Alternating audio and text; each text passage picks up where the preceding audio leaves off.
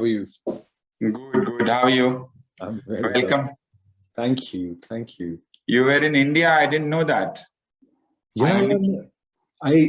I'm here for 4 5 days only. I was doing fieldwork in Dhaka, and Okay. then on my way back, I decided I'll take a quick visit back home before going back to London.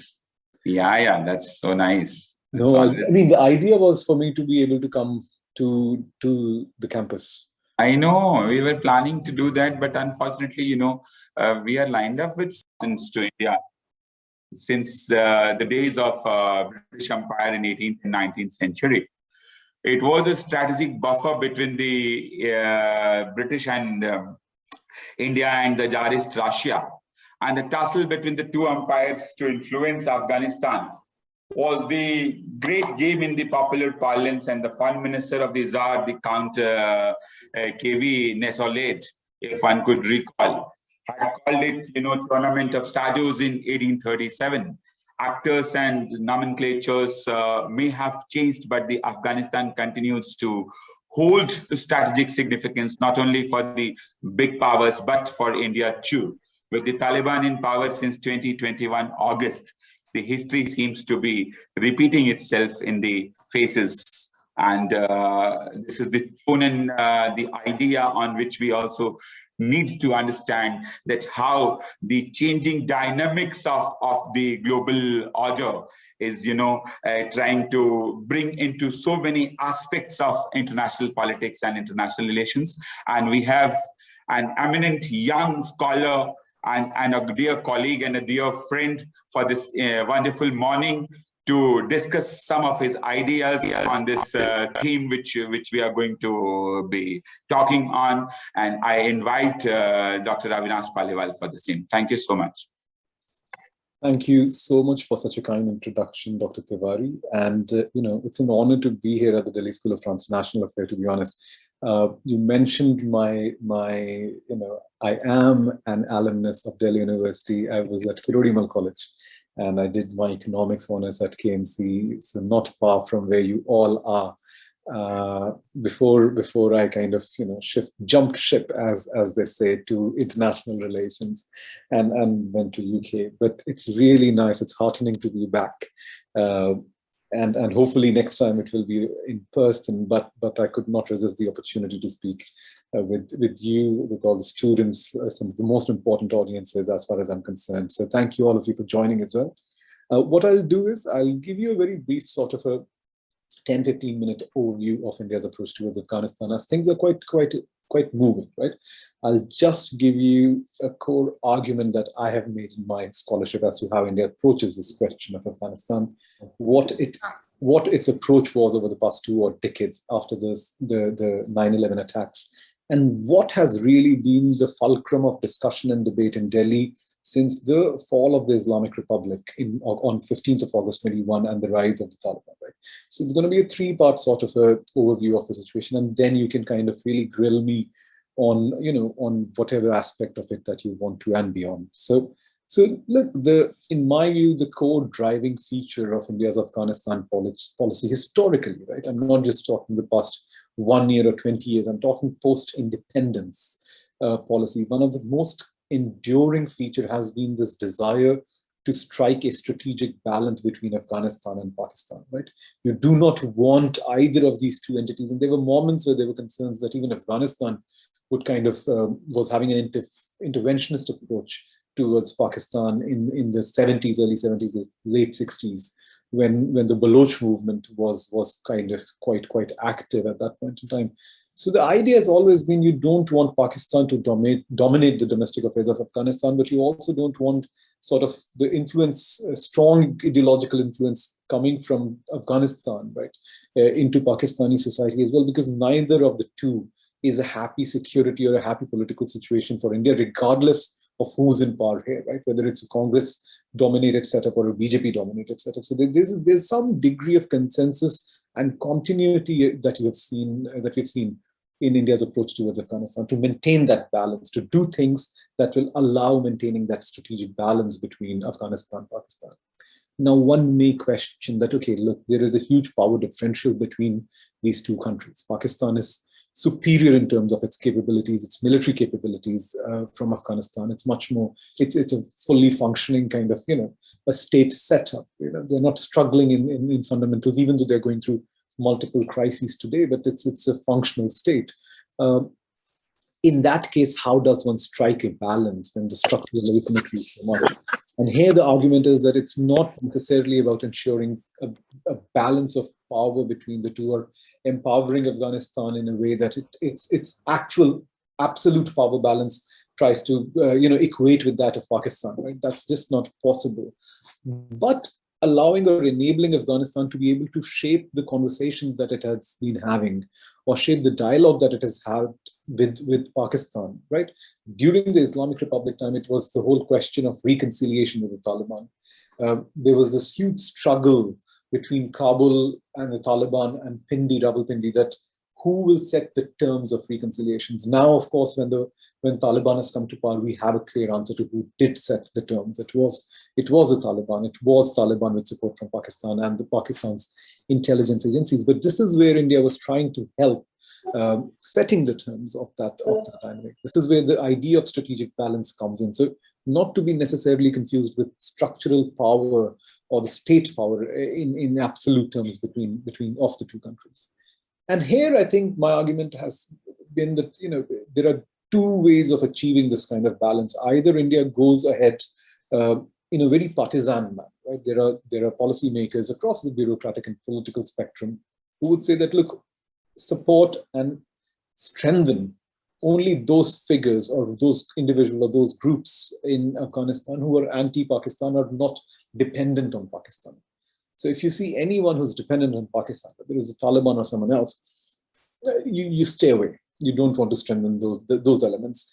And then there are the conciliators who say that fine, you support all those figures, all those constellations, which are either not dependent on Pakistan or kind of politically opposed to Pakistani interventionism, or to Pakistan's security agencies broadly. But you should have a conciliatory approach towards those Afghans who also are dependent or engaging with the Pakistani establishment. And you should do this regardless of the militancy of their Islam, regardless of their dependency on Pakistan, without any fear or any favor. So you can see these broad themes dominate the operational approaches of Indian policymakers as far as the Afghanistan question is concerned. What we saw, coming to the next part of my overview that I want to offer, what we saw over the past 2 decades is that the international situation, when you look at Afghanistan, was such, the so-called global war on terror, that supporting all those figures which India views the Islamic Republican state as being a counterbalance to Pakistan became relatively easier because someone else was doing the heavy lift for you, right? It is the US-led NATO allies, it's the International Assistance Force, Security Assistance Force. It's the Western security umbrella that is enabling India to build a footprint in other sectors of Afghanistan. Let's be clear, India was actually very interested at the beginning of that war to be involved in the security sector, to train and equip to a certain extent the Afghan army and not just deal with the police and the NDS, which is the Afghan intelligence, the erstwhile Afghan intelligence. But that is a moment around 2002, 2003 when the Americans just vetoed the idea. They were like, if the moment you get into the security sector, it will exacerbate Pakistan's anxieties on Afghanistan, and that is not something which we believe is conducive. They come around 2005, 2006 to bring India back into the security sector when India is going through the peace talks, the comprehensive dialogue, I think, or the composite dialogue, which was going on with Pakistan on Kashmir and with Musharraf. And then India said, no, we don't want to make Pakistan too anxious. So we've gone through a lot of these cycles of, India's interest in the security sector of Afghanistan, and there's a mismatch with Western interest at that point. Then the West was interested, the Americans were interested, India was not interested. But broadly over the past 2 decades, India's presence in Afghanistan was quite dependent on the success or the continuing presence of the Western security umbrella. India did a lot of developmental work. It built the dams. The Salma Dam has been built by India. The Afghan Parliament was built by India. All these big ticket signature projects coupled with small development projects across the Pashtun belt and elsewhere, right? Small projects worth not more than $2 or $3 million, whether it's creating a small school, digging a well, all these small things which matter more. We don't offering scholarships to Afghan students. India did a lot of that, through its consulates, through its Afghan embassy. Of course, in the process, uh, Pakistan has blamed India for using its installations to foment insurgency and violence in Pakistan internally. But things, as things stand today, I think a lot of these assumptions have been challenged after August 2021, 15th of August 2021. The fact that India's investments really didn't help it retain itself or its grounding in Afghanistan was very brutally clear when the Islamic Republic fell. India had to evacuate. India is one of those countries which could not retain its ambassadorial presence or its diplomatic presence in Kabul, given the very real threats to the Indian personnel, which was stationed in Kabul. So that is something that brought some degree of clarity of where the situation was heading, and how perhaps to some extent, India succeeded in pushing the deadline of American withdrawal to a later point in time. It stretched for 2 decades, and there was a very serious concern that the Americans would leave in 2014, and India did not want that to happen. Obama led the decision on the next administration. Even Trump Trump couldn't pull the plug, even though he was interested. So there was clearly, the two dynamics happening where you don't have security presence on the ground. You have limited developmental presence. You are invested politically in the Islamic Republic for your strategic concerns. But at the same time, by the time the Americans do leave, you do know they'll leave, but you also misread the capability set of your allies in Afghanistan to withhold ground. I remember kind of focusing, this is May, June 2021, where Indian policymakers, those who are, or analysts or observers who are following the situation, they were convinced that, and they're not the only ones, a lot of people, even in the West, were convinced that the Islamic Republic, the Ghani government, will survive the onslaught, even without American support, till the time there's some logistical support and there's some back-end security support coming in from the West. And that was a miscalculation. No one expected, including the Taliban, and this is the biggest sort of, that's where analysis fails when you're looking at war, that you can analyze everything, you keeping all the factors in perspective, but the ground situation is, it's human. There's a human factor there, right? I mean, no one expected, even the Taliban didn't expect to take over Kabul the way they did. No one expected Ghani to actually leave in the helicopter that afternoon the way he did. No one expected that there would be no kind of battle for Kabul. So this was accumulation of a lot of unexpected events, despite the strategic story being very well known. And this is where the shock value of the method of American withdrawal, that it's not just the fact that you want to withdraw, but how do you actually withdraw really kicks in. The scenes at the Kabul airport, and I've heard a lot of stories now, were just they're heartbreaking. We've seen people falling off planes. We have seen people being, dying in attacks. The ISKP did an attack at the Kabul airport during the evacuation drive. We have seen, even as far as India is concerned, India made a big promise that we'll open the visa regime. We'll give all these e-visas for Afghans who want to come, at least temporary visas for 3 months, and then you can figure something else out. That was actually not delivered. That was an Indian failing as well, that you promised, that was a lot at that point for Afghans, and then you actually didn't deliver. In fact, even those Afghans who had received the visas and whose passports were stuck in the Indian embassy could not retrieve either their passports or with even travel agents, right? They were not allowed. Those visas were cancelled. Those hard visas which had been given, they were just cancelled afterwards. So there's a lot of tumult in August 2021, September 2021. That's where you see the real shock of how things had gone horribly wrong in this war, in some really kind of heartbreaking detail. Which brings us to the final point. I don't know how many of you have seen the reports recently that India is going back into Afghanistan. There is currently conversation going on between Indian security officials and the Taliban, and the channel has remained open for a while now. India is talking to the Taliban. They don't make it public as much, but there is a thriving channel between power, including the Haqqani family. It's not just the Taliban, the Kandahari Shura and others. It's literally the people who are controlling Kabul, which is the Haqqani, Sirajuddin Haqqani, Anas Haqqani. And the conversations have led to a moment where now Delhi is considering opening a consular office in Kabul. Not an embassy, not giving diplomatic recognition to the Taliban, but having some presence on the ground.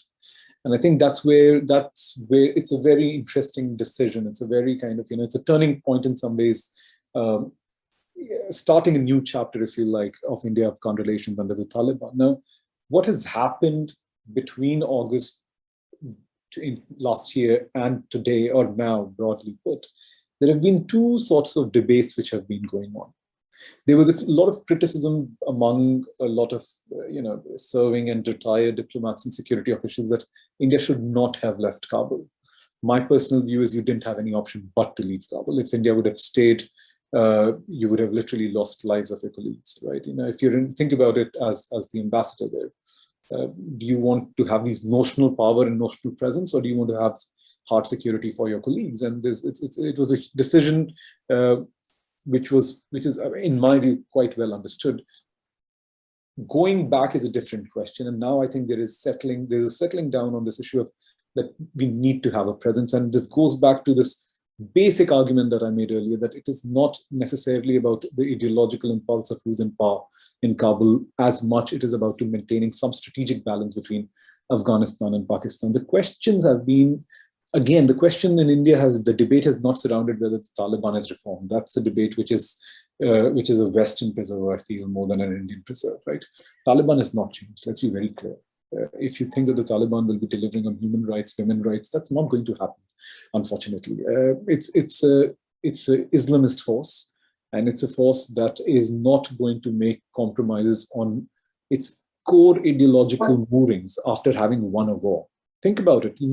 There is no strategic, apart from internal fighting, or maybe perhaps from Pakistan, pressure coming from Pakistan, no Western power is going to come in an aggressive manner the way it used to earlier in shaping the domestic politics of Afghanistan anytime soon.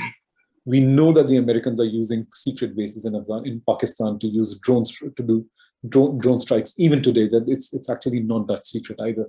But there is no serious strategic compulsion for them to give up on some of its core ideological issues, right? Even though the Taliban diplomats make it believe that is to be done. India's debate was how and when to restart your presence, how to gain re-entry into Afghanistan.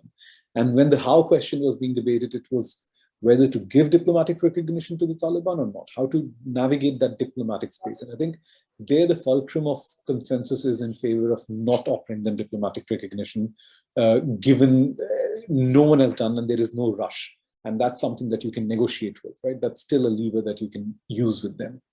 But at the same time, you need to have some presence, because you cannot have a rerun of sorts of your previous sort of absence in 1996 to 2001. So if you don't want to be absent, then you need to engage with whoever there is in power, regardless of what their social and political make is. And on that question, there has been a consensus that yes, it has. We need to go back. We need to restart some sort of a dialogue. And at the end of the day, India's core interests in Afghanistan are with the people of Afghanistan more than the Taliban, right? The people of Afghanistan need support. Even if it's symbolic support, you need to give them humanitarian aid. You need to process visas so that the Afghan students can continue coming to India and finish their education.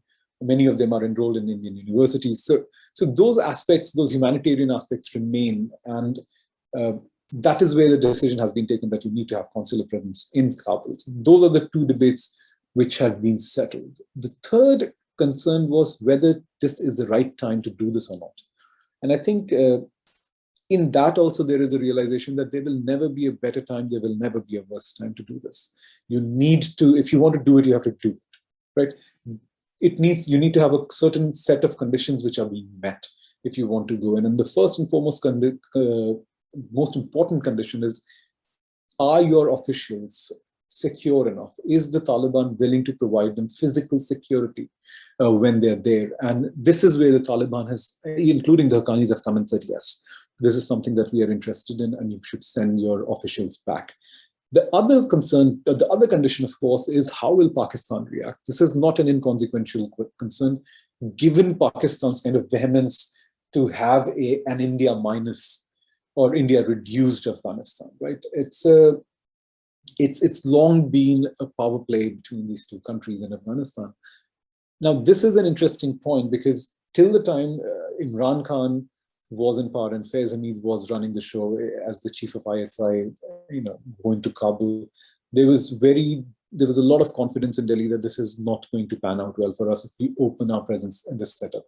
But the change of guard in Pakistan, right, with Shahbaz Sharif coming in and focusing much more on domestic politics, domestic economy, which is going for a tailspin, there is a sense that Pakistan is considerably off balance right now to pick up a fight with India.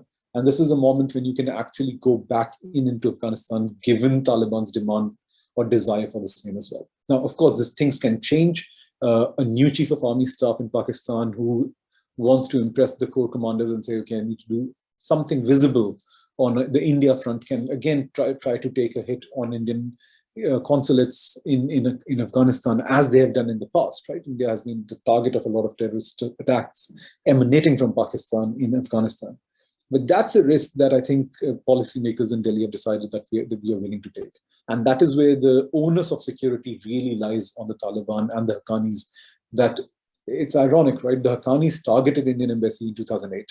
And they are the one in 2022 providing security, or promising security for Indian installations, which says a lot about the state of Pakistan-Taliban relations as well. There was long held a belief that this is a proxy force which will completely be abiding by what the Pakistanis ask them to, even when they are in power. And that is a calculation that has gone completely wrong for Pakistan.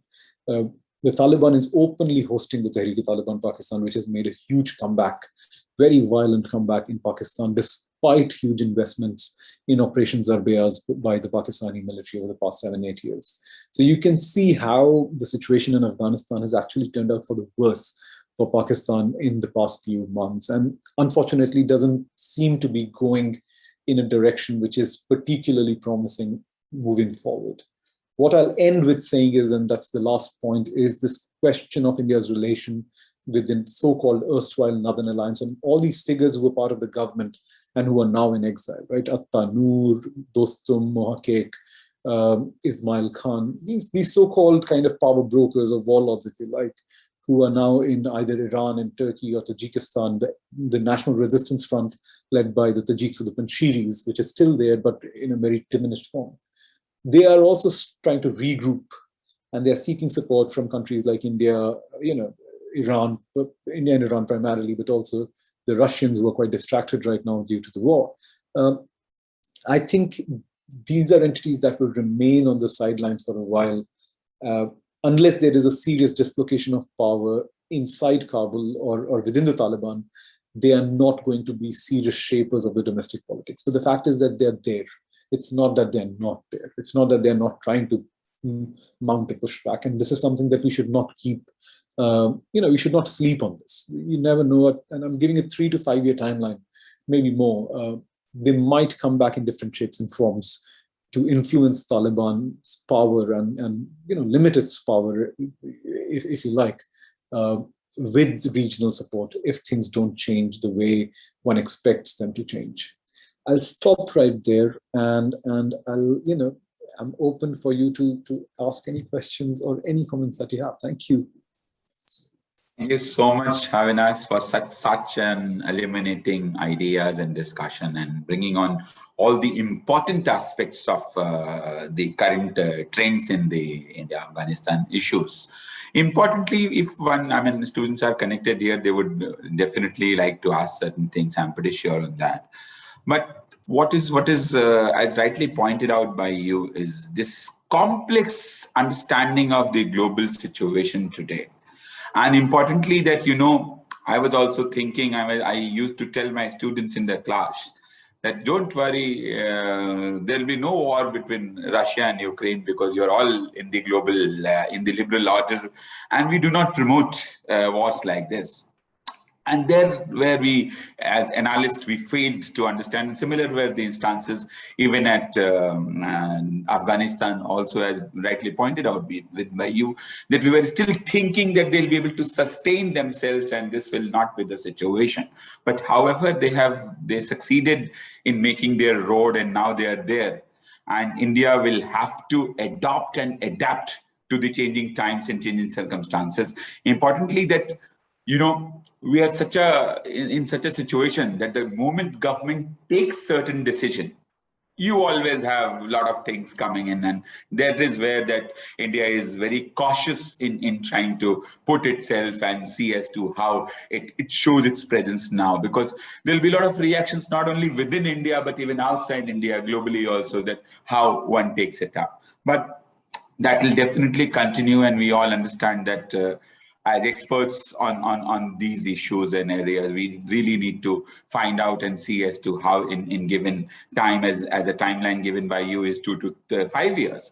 I say that it could be lesser than that also, but we never know how things change. With these words, I open the house for a discussion in a very, very specifically disciplined manner, and it should not be that you keep on just asking questions which are important, which reflect the ideas which are directly to our discussion today, should only be brought to us. Thank you.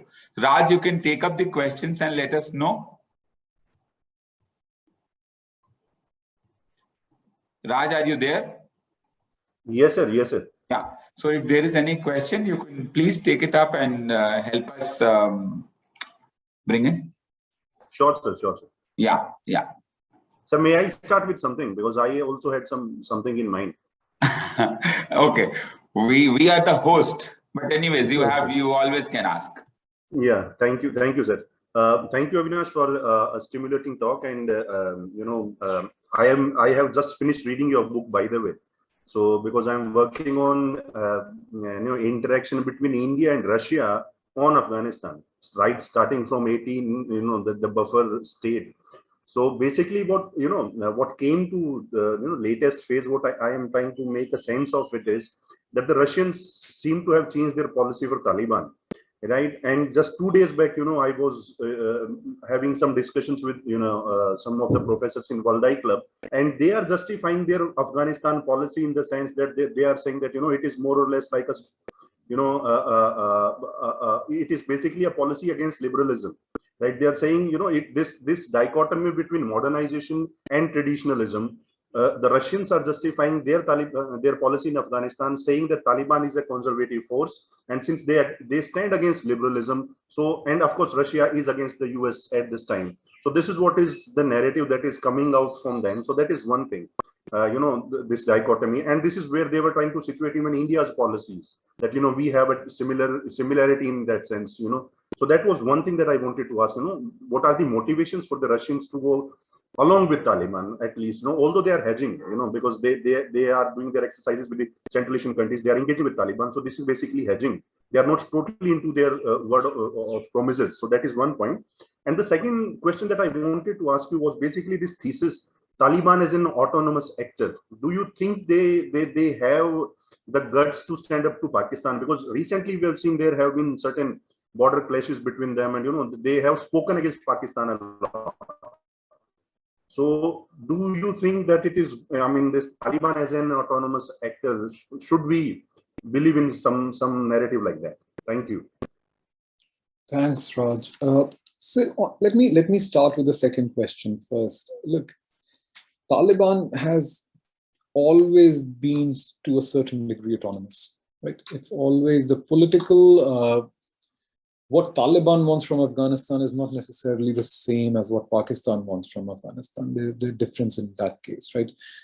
Pakistan thinks that because it sustained and supported the whole insurgent movement during the kind of American intervention in the past 2 decades, that the Taliban owe them some degree of loyalty, right? Some degree of battlefield gratitude. But the fact is that once that the calculations change when you are in an insurgent group in the opposition, and then when you get power, it's a very different psychological make. Your calculations are very different. And what we have seen over the past few months is, regardless of whether they're autonomous or not, there are serious frictions between the Taliban and Pakistan. They're very, very serious, very fundamental frictions, right? Now, this, I would say, I would attribute this to a lot of intra-politics of Taliban as well. There is a huge sort of disenchantment with the fact that it's one family that is running Kabul effectively, right? Which is the Haqqanis, and which is there simply because Faiz Hamid and the ISI is most comfortable with them. And also because they provided the biggest muscle power and suicide bombers for this whole campaign for the past 2 decades. So they are like, look, we have fought this war. We won this war for you. So we are going to be running Kabul. And that stands at odd with the fact that there are all other different Taliban factions, and the Kandahari Shura, the core of the Rehbari Shura, right? Which says that, look, we are the spiritual sort of guides of all the Talibs, and we are the ones who decide questions of jurisprudence, questions of governance. We are the real Taliban. The Kandahari Shura is really where the Taliban movement began, and this is where the actual decision-making that will take place. Fine, you did the fighting, but the Amir is still, Amirul Momineen is still, it has to come from a certain canon within Pashtun lands and within kind of the broader categories within Taliban. And that clash has also been going on for a long time. So there's a lot of fissures there. There's a lot of schisms there, often typified as like Sirajuddin versus Mullah Yaqub, who's Mullah Omar's son, right? Who's with a faction of his own, and they're trying to manage these divisions. But what that has led to is the Haqqanis needing to manipulate not just to remain in power, not just the international community. Sirajuddin Haqqani coming out in the open is a big step, right? Anas Haqqani doing the PR for the Haqqanis is quite apparent. So they want to kind of say that we are the pragmatists. We are the ones who want to send the girls to schools. We are the kind of business people and the warriors who fought this battle, but we also understand the logic of power when they talk to the Western interlocutors, right? But when they have to deal with Pakistan and the Kandahari Shura as their internal opponents, they need to have leverage with both. With the Kandahari Shura, it's easier to have leverage simply because they still have people with more guns. But how do you manage to have leverage with Pakistan? And this is where the hinge factor lies, that you allow the Tehreek-e-Taliban Pakistan to operate from your soil and really kind of push Pakistan hard at a moment when they're actually quite weak internally in an economic sense, right? So this is how you can see this. Recently, now he's the co-commander of Peshawar Corps, but Faiz Hamid was in Kabul just a few days back, negotiating with the Tehreek-e-Taliban in the quote-unquote good offices of the Taliban in Kabul. So you can see who's doing the facilitation, who's in command. And that requires some degree of autonomy. That is something that, I would not, and that is also, if you parallel that with the Taliban's outreach to India, that's coming very clearly. These guys want to have a very clear balance with Pakistan, and that, shorn of ideological and political kind of morality, there is a coincidence of India's strategic interests with Kabul on that count in sheer pure kind of power balancing terms. So I would edge in the direction of saying that, look, entirely autonomous, no one is entirely autonomous. But yes, these are people who are trying to assert themselves and their own agendas in a very complex situation strongly, and much more strongly than people expected them to. Even Pakistan didn't expect them to do that. As far as Russia is concerned, look, Russian and Indian approaches towards Afghanistan have diverged a lot over the last decades. If someone from Waldai Club is coming and giving the spiel that we are against liberalism, that's why we are supporting the Taliban, and that is in common with India. I think they have both misread liberalism, Afghanistan and India. That's basically telling us that, look, you have more in common with Russia and China, which we don't. If you just look at how we are dealing with the Quad. Yes, there is a will in the political leadership in Delhi to engage with China, no doubt. As seen in all the bilateral 2x2 that happened between Modi and Xi Jinping, and it happened multiple, but that failed also, right? That failed with Doklam, that failed with the 2020 Galwan clash, and that's not going absolutely anywhere. So it's not really about liberalism or conservatism or this or that. It's simply about India trying to find its own space for its own interests. And in Afghanistan, those interests simply don't match with the Russians. I mean, Russians were supporting the Talibs both in financial and in arms, in terms of giving small weaponries for small arms. And they were even giving them money to put bounty on American soldiers in the last few years, which has absolutely nothing to do with Indian interests. They enabled the Taliban. So I would be very cautious. I mean, it's in Russia's, and Russia's approach is also pre-24th February and post-24th February. I mean, post-24th February, Russia is a very different Russia and a very weakened Russia and a very isolated Russia, which is much more dependent on India, ironically, than the other way around on some issues. So I don't think there is much commonality of interest on that count. Of course, moving forward, if India starts engaging with the Taliban, there could be a recalibration there. There could be a recalibration with Russia, more than just on the Taliban, on the NRF, the resistance front, right, who are operating out of Tajikistan. This is something that India can literally ask Moscow that, look, forget what you did when the Americans were there. Now the Americans are not there. Who are you supporting? You know, what is this liberalism kind of stuff going on over here, right? Saudi Arabia and all, I mean, Gulf states are not liberal states, but they have a certain kind of alignment, right? The Abrahamic powers with the United States and the Quad. So I would not fall for that argument just yet. But going forward, this is an ask that Delhi can make, that look, if the Taliban, this outreach to the Taliban for us doesn't work, and we need to kind of go take a harder turn in support of the resistance, that's where Russia might become more important. And I think that's one reason why India is a bit cautious in openly condemning Russia on the war as well. There is, I mean, from what I know, there is absolutely no love for Russia in terms of what they're doing to Ukraine and the top leadership. There's absolutely, I mean, it's a very clear, this is a mistake. This is a strategic mistake. It's shooting yourself in both your foot at the same time. And that's just not how it should be. So this is what, I mean, I think on Russia, India, and Afghanistan. Moving forward, maybe there are commonalities, but right now and in the past few years, absolutely none.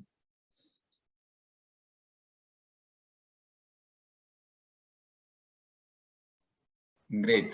So do we have other questions coming in? Anyone who wishes to ask a question or want to say something? Can I say? Okay.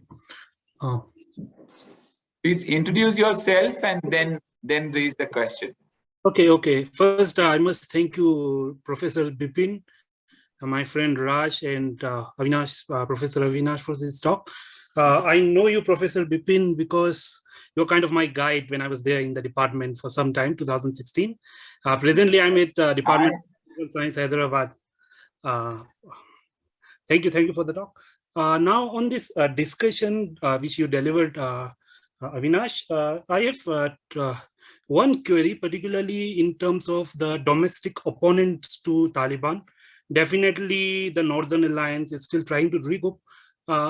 It appears, in fact, it looks evident that Islamic State of Khorasan, or in fact, which is more appealing in terms of ideology, appears to be the last ground for the idea of Islamic State as such, after it has been dismantled from Syria and Iraq. So it looks like it's emerging as a contender to Taliban, or maybe how it's going to play out in years to come. That will be something I feel we should watch for. And on that point, I want to hear from you. Another issue is about the Chinese thing, because we should remember that after taking power, Ashraf Ghani, the first country he visited was China, and after that, China was coming up with a range of investment promises, but under the broader ambit of Belt and Road Initiative, and simultaneously its own concern about Turkestan Islamic movement. So how India is going to deal with that factor? And lastly, about the Taliban itself, because before taking Taliban, we were getting reports about Hazaras being part of Taliban, Tajiks be part of Taliban. And finally, the government which came up has, I think, 3 figures out of 34. And that's like in a country where ethnicity plays important role. And Tajiks being 28% of the population, I think that's going to be an issue for Taliban on its own. Thank you.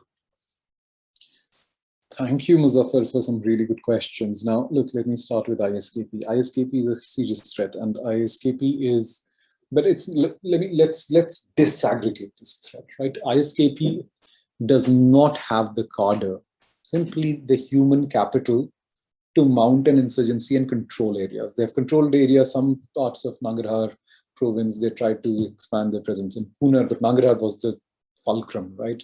And a lot of the make of the ISKP was also former Taliban, former TTP, some Pakistani, from Lashkar-e-Islam and all these. It was a potpourri of sorts of different figures coming up, getting different sorts of cash doles and having different kind of weaponries with a different flag, a black flag rather than a white flag. But this is a movement that has ideologically purist ambitions, even more so than the Talibs, and they're shaping the politics of the Taliban on social questions. There's no two ways about it. They can create a lot of effect by doing a series of bomb blasts that they have been doing, like sectarian blasts, whether it's in Hazara Shia mosques or against Hazara communities they've targeted. There's a lot of battles going on in Tajik areas, Uzbek areas. So they are trying to exacerbate the sectarian and the ethnic fault lines of Afghanistan, which would actually sabotage the Taliban's kind of capability to govern, if there is any, right? So that's something which I completely agree with. But to run a country, you need more people and you need more support, and they simply don't have that. They don't bother with the support, but they simply don't have the critical mass of human beings to actually take control of Afghanistan. That's why it's a very powerful conditioner of Taliban's policy making and Taliban's politics, but not a strategic threat in that sense that they'll topple it. So this is where I think ISKP is. In fact, if you look at the Taliban is actually an ally of the Al-Qaeda.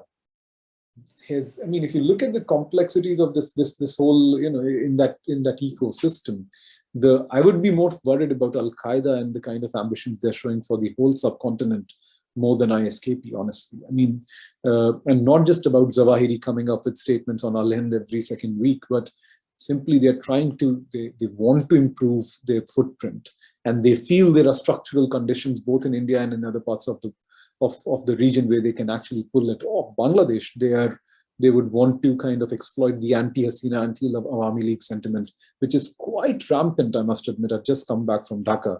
It's quite strong. The Islamists are not very strong, but there is enough anti-Hasina sentiment that all these groups might want to exploit, right? So that is something I'm more worried about in a regional sense than the ISKP, which is likely to remain focused on Afghanistan, Taliban, perhaps extendedly in the Waziristan belt. As far as China is concerned, and this whole thing about Ghani going to Beijing, look, Ghani going to Beijing didn't work. Even Ghani realized that the day he set foot back from Beijing, that this is not going to work. Even on the reconciliation question, this is not going to work. Everyone focuses on the economics of it, which is fine, but you need to also focus on the politics of it. The fundamental political approach of China in Afghanistan was through Pakistan, right? This was not an independent approach. This was kind of a leasing. You had basically cut out your foreign policy towards Afghanistan in relation to your approach towards Pakistan. So Pindi was deciding China's approach in the fundamentals of it than Beijing itself. And that is something that we have seen didn't really kind of build much political capital in favor of China in Kabul in the Islamic system. And yes, the Talibs wanted to reach out, engage with the Chinese and get money out of it, but they also realized there will be limits to it. And you mentioned the China-Pakistan Economic Corridor, the Belt and Road Initiative. It's unraveling in Pakistan. I don't see this happening ever in Afghanistan. You just look at the Pakistani economy and the narrative about, the pushback the CPEC has got inside Pakistan. China is not investing in Afghanistan. It's just not going to happen anytime soon. By the time they figure out what to do with Pakistan, I think Afghanistan would have gone in a completely different direction, is my worry. And they're focusing mostly for that reason on on unfreezing aid, international aid, getting more aid on that count, right? Getting the money from the Americans. I don't know how many, 350 billion or something that they wanted. So they're focusing on sources of funding which are still in the West rather than on the Chinese to actually pay salaries. It's the West and the United Nations and all these programs which are paying for a lot of the bills in Afghanistan today, not the Chinese. So I'm a bit cautious with that. Often these narratives are bigger than the reality. And this is where I think it's better to kind of, China is more in the minds of people in Afghanistan than on the ground. And that's the real fact. And the last question of Taliban and the minorities, this will be the biggest question mark. You're right in noticing that the interim government, which will remain interim, but it will always be an interim government, I think. That was also the case in the 90s. They were an interim government of 5 years. So the interim government is not inclusive. And this is where things become challenging, right? One is the inclusivity in a domestic sense. You need to be able to represent the diversity of Afghanistan's demography, which they are not. That's the problem. The structural problem, which might have kind of negative repercussions for the Haqqanis or for anyone else moving forward. But at the other end, even your regional kind of neighbors, Iran wants inclusivity in having people, having Shias and having people it has business links with in the governing structures of the Taliban in Kabul. There have been some movements on that count, but it's still far from optimal as far as Tehran is concerned. Same with the Central Asian republics. Same with same with the Russians for that matter. But you need to have some degree of breakdown power here. It's too much concentration in one figure, one family, and I think that brings its own challenges in these countries. It can lead to second order effects, which may or may not be anticipated. But yes, this will be a cause for serious concern, and it might actually derail the Taliban project if they fail to address some of their internal fault lines rather than kind of just centralizing power along one unidimensional sociological categories for that matter. I hope that answers your questions.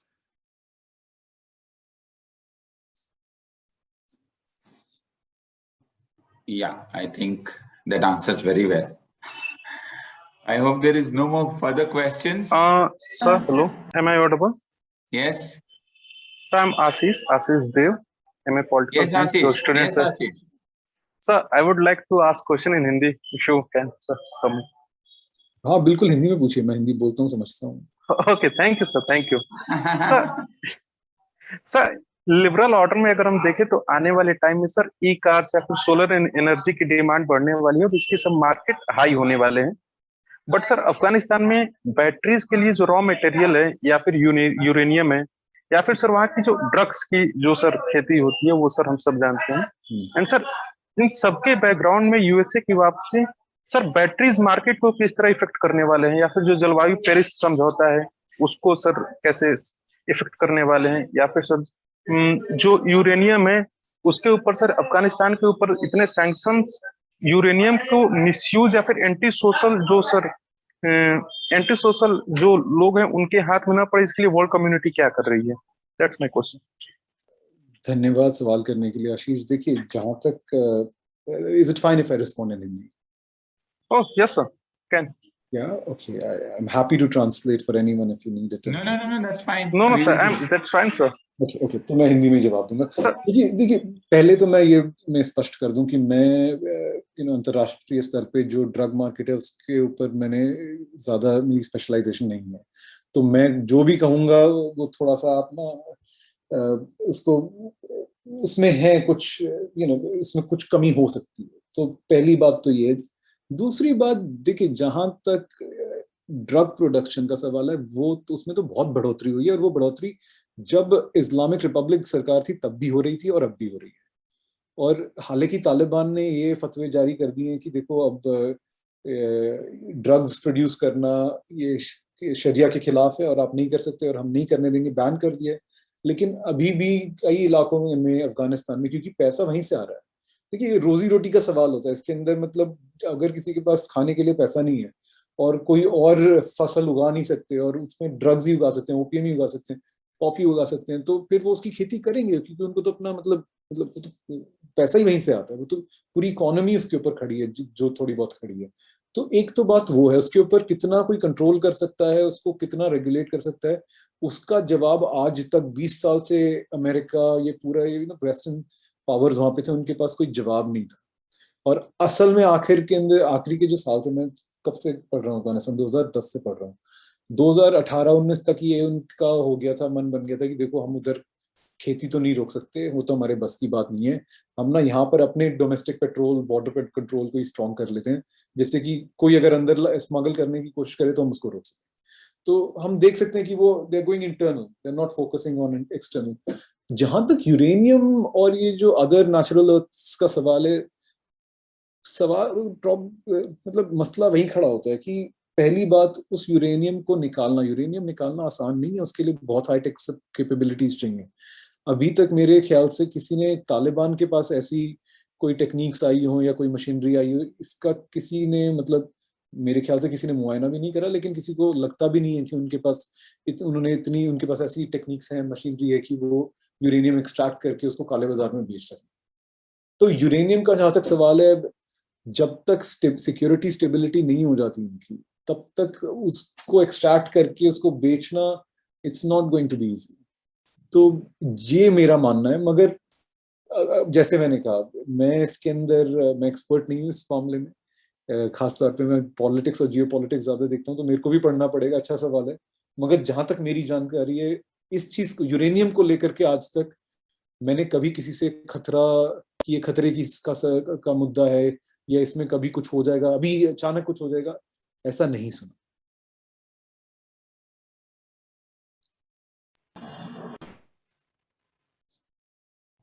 Yeah, I think Ashish, that is fine, I believe. Yeah. Yes, sir. Yes, sir. Yes. Thank you, sir. Yes. So, may I go next? Yes, Ragini. Namaste everyone. My name is Ragini Chaya and I'm a student of MA Political Science in the Department of Political Science, Faculty of Sociology. So, my question is कि sir, आपने जो है वो पाकिस्तान और अफ़गानिस्तान एक balance of power परिप्रेक्ष्य में जो इंडिया और अफ़गानिस्तान के संबंधों पे प्रकाश डाला है। मैं जो है अगस्त के बाद जो भी परिवर्तन आए हैं, जो भी विकास हो रहा है, उसमें टेररिज्म के एक मुद्दे को लेकर के, टेररिज्म के एक मुद्दे को केंद्र में मानकर आप उस पर थोड़ा प्रकाश डाल सकें तो वो जो है वो मेरा एक क्वेश्चन है। दूसरा क्वेश्चन ये है कि इंडिया और अफ़गानिस्तान को लेकर के जितना भी हम मतलब जो सतही जो भी अध्ययन हुआ है, उसमें हम यही पाते हैं कि डेमोक्रेटाइजेशन और मतलब सोशल वेलफेयर इस चीज़ से जुड़ा रहा था। तो अब ये डेवलपमेंट कैसे हो सकते हैं जबकि वहाँ पे एक मतलब तालिबानी सरकार है? तो ये क्वेश्चन है। Thank you so much. Sorry, अब Ragini, thank you for the question. अपने दूसरे सवाल का आपने जो करा था, वो मैं थोड़ा सा सोशल डेवलपमेंट के बारे में आपने पूछा है अफगानिस्तान के, या लाइक ये मैंने ऐसा सुना है नहीं कि मैं हम मिलिट्रली जो है वो हम नहीं इंटरफेयर करना चाहते वहाँ पर। ये हमारी पॉलिसी जिस तरह से रही है, और हम जो है वो संसद निर्माण और लोकतांत्रिकरण और इन सब मामलों में हमारे संबंध रहे थे। तो अब आगे हम इन संबंधों को कैसे देख सकते हैं? एंड ऑब्वियसली आतंकवाद का मुद्दा। तो पहले मैं आतंकवाद के मुद्दे से शुरू करता हूँ। देखिए, अभी दो इन्होंने हमें मतलब लोगों को सांत्वना देने की कोशिश करी है कि हम किसी ऐसे ग्रुप को शरण नहीं देंगे जो अफगानिस्तान की जो बाउंड्रीज हैं, उनके दायरे हैं, उनसे बाहर जाकर के दूसरे देशों के अंदर आतंकवाद फैलाए। ये तालिबान का एक सबसे अहम, जिसे कहते हैं, एक प्रॉमिस रहा है पूरे विश्व को कि आप घबराइए मत, हम जो करते हैं वो हम अफगानिस्तान में ही करेंगे। हम किसी को ऐसा, हम अफगानिस्तान की धरती के ऊपर ऐसा कुछ नहीं होने देंगे जिससे कि आप लोगों के देश के ऊपर आकर के कोई नुकसान करे। मगर सच ये है कि ये उनके कंट्रोल में है नहीं बात, और उनको अपना सत्ता में रहने के लिए भी ऐसे कई ग्रुप्स हैं, जैसे अल-कायदा हुआ, तहरीक तालिबान पाकिस्तान हुआ, जिनके साथ उनका सांठगांठ है। और इनके साथ देखिए, ये लोग इकट्ठे लड़े हैं जंग में, जब ये लड़ रहे थे अफगानिस्तान अमरीकियों के खिलाफ, अफगानिस्तान में काबुल गवर्नमेंट जो थी पहले उसके खिलाफ, तो जब आप इकट्ठे लड़ते हैं ना, तो जो जो लड़ाई के मैदान में जो भाईचारा और जो सांठ-गांठ लोगों के बीच में आत्मीयता बन के आती है, वो बहुत लंबे समय तक जाती है। और वो आइडियोलॉजिकल वैचारिक संवेदनशीलता के ऊपर निर्भर नहीं रहती, वो इंसानियत के ऊपर होती है कि आपने हमने इकट्ठे गोलियां सही हैं, बम का सामना करा और लोगों को मारा है, तो वो जो कनेक्शन है वो अभी तक जारी है और वो कनेक्शन बढ़ रहा है। तो मुझे ये लगता है कि अभी ऐसा नहीं लग रहा कि अफगानिस्तान से कोई अंतरराष्ट्रीय हमले में कोई अंतरराष्ट्रीय हमले की तैयारी हो रही है, अलकायदा कर रहा है, मगर आने वाले कुछ समय में ऐसा बिल्कुल संभव है कि कोई अगर हमला कहीं होता है, चाहे वो हिंदुस्तान में हो, चाहे वो पाकिस्तान में हो, पाकिस्तान में तो हो रहा है ऑलरेडी, या कहीं और भी वेस्टर्न कंट्री में भी हो, यूरोप में, उसका जो है लिंक वापस अफगानिस्तान पे आ जाए, इसकी संभावना पूरी मतलब अभी है। अभी मसला ये है, प्रॉब्लम ये है कि सब इतना फोकस कर रखा है यूक्रेन वॉर के ऊपर कि कोई देखना नहीं चाहता कि अफगानिस्तान में एक्चुअली हो क्या रहा है। It's just not important. तो वो सबसे बड़ी एक प्रॉब्लम ये है। तो और इसी के अंदर हमारा इंडिया का जो है डिफरेंस ऑफ ओपिनियन रहा है अमेरिका के ऊपर ऑन वॉर, की आप लोगों को जो वॉर अच्छा लगता है आप उस पर फोकस करते हैं, हमको तो अपना इलाका देखना है। आप अफगानिस्तान छोड़ के चले गए, हम तो नहीं छोड़ के जा सकते, हमको तो फिर वापस जाना पड़ेगा, फिर जो प्रॉब्लम्स आएंगी उसमें से उनको डील करना पड़ेगा। जहां तक इंडिया अफगानिस्तान का ये सवाल है कि लोकतांत्रिक मुद्दों पर हमने सपोर्ट करा, इनकी पार्लियामेंट बनाई, देखिए अभी समय नहीं है उन सब चीजों की बात करने का। और दूसरा ये है कि आप तालिबान को कैसे कहेंगे कि आप लोकतांत्रिक राजनीति करेंगे, मतलब वो तो उनके विचार के बिल्कुल खिलाफ है। वो तो इमरात बनाना चाहते हैं, उनका तो साफ सीधा वो है कि एक आमिर होगा और उसके नीचे जो है सरकार होगी, और इसमें कोई चुनाव नहीं होने वाले इसके अंदर, वो राज ऊपर से नीचे होता है, नीचे से ऊपर नहीं होगा। तो वो सब चीजें मेरे ख्याल से अब हिंदुस्तान भी थोड़ा उसके बारे में बात कम करेगा और सिक्योरिटी सेक्टर के बारे में ज्यादा बात करेगा, और हमारा फोकस ये रहेगा कि जो अफगानिस्तान के लोग हैं उनके सहूलियत के लिए, उनके आराम के लिए, उनकी जरूरतों के लिए हम कुछ कर सकें, और उतना ही कर लें मेरे ख्याल से तो वो बहुत है फिलहाल, क्योंकि इतना असमंजस में है उधर की स्थिति की कोई भी बड़ा टिकट, बिग टिकट आइटम जिसे कहते हैं, लेकर के जाना अभी औपचारिक नहीं होगा। सर, इसका मतलब ये होता है कि क्या अभी इन दो देशों के रिश्तों के परिप्रेक्ष्य में हमारा जो रियलिस्ट अप्रोच है कि security is the high priority, उसके बाद ही कोऑपरेशन की बात कर सकते हैं, तो क्या इस अध्ययन में ये अप्रोच मतलब ज़्यादा प्रोमिनेंट रहेगा समय तक, और अभी है इसे ऐसे ही देखा जाना चाहिए? हाँ, देखिए, एक रियलिज्म आप सब अंतरराष्ट्रीय संबंधों की सीख रखते हैं, पढ़ते हैं उसको। ये जो थ्योरीज होती हैं, किसी थ्योरी के ऊपर बैठ करके मन मत बना लीजिए कि मैं रियलिस्ट हूँ, मैं लिबरल हूँ, मैं कंस्ट्रक्टिविस्ट हूँ। उससे आपका ना फायदा नहीं होगा। ये सारी थ्योरीज अपना अपना एक आर्ग्यूमेंट देती हैं और उनका अपना अपना कुछ लिमिटेड तक महत्व होता है। अब सच तो ये है कि रियलिज्म ये भी कहेगा कि आप जाएं और उनसे सांठ-गांठ करें अगर बैलेंस करना है, लेकिन हम नहीं कर सकते। डिप्लोमेटिक रिकग्निशन भी दे सकते थे, लेकिन नहीं दे रहे। तो उसके अंदर काफी सारी पॉलिटिकल जो सच्चाइयां हैं उनको भी देख करके चलना है कि हिंदुस्तान और तालिबान के अंदर राजनीतिक तौर पे, वैचारिक तौर पे ज्यादा सिमिलैरिटीज नहीं है, मगर क्योंकि हम छोड़ के नहीं जा सकते अफगानिस्तान से, को बिल्कुल खाली पूरा ये नहीं कह सकते कि पाकिस्तानी जाकर के अपना उधर राज चलाए या उधर अपना वर्चस्व बनाए, तो हमको उनसे बात करनी जरूरी है, वो हमारी कंपल्शन है। लेकिन इसका मतलब ये नहीं है कि मतलब realism, liberalism, don't worry about the theory too much. It's theories लेकर के पॉलिसी मेकर रागिनी अपनी पॉलिसी नहीं बनाते, वो हम अपना थियोरेटिकल लेंस लेकर के उनकी पॉलिसीज पढ़ते हैं। तो कभी कभार मतलब हम मजाक करते हैं कि रियलिज्म एक ऐसी थ्योरी है जो एक आइडियोलॉजी बन गई है, लेकिन सच नहीं है वो, सच नहीं। और मैं हमेशा इनको ये कहते रहता हूँ कि हम हर एक चश्मा लगा के देते हैं, कभी हम कंस्ट्रक्टिविस्ट का चश्मा लगाते हैं, कभी हम लिबरल्स का लगाते हैं, कभी हम रियलिस्ट का लगाते हैं। तो उस लेंस से उसी एक एस्पेक्ट को देखने की कोशिश करते हैं, not that everywhere it can be applicable, because larger Ragini आपको समझना पड़ेगा। मैं कई बार बड़ी प्रैक्टिकल क्लास का एग्जाम्पल दे के भी समझाता रहता हूँ। आपको ये समझना पड़ेगा कि किस कॉन्टेक्स्ट में किस प्रपोजिशन की बात कर रहे हैं। तो context is very important. Here scenes are quite different, right? We'll have to understand in that perspective also. But anyways, thank you for good questions and such discussion. I think I should not take any more questions, and I hope there should not be any more questions. Everyone must be satisfied, and I hope, yeah.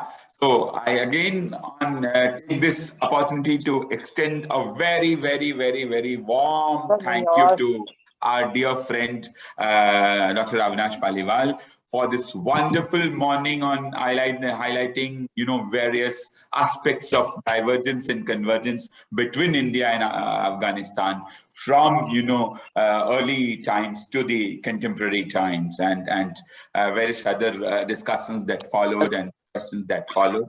So a very, very big thank you to you on behalf of my director, Professor Harsh Pant, and my joint director, Professor Ashok Acharya, and my entire team of University of Delhi Institution of Eminence. I'd also like to extend my thanks to all my student participants who have joined this morning, despite having their exams and they are preparing for the exams.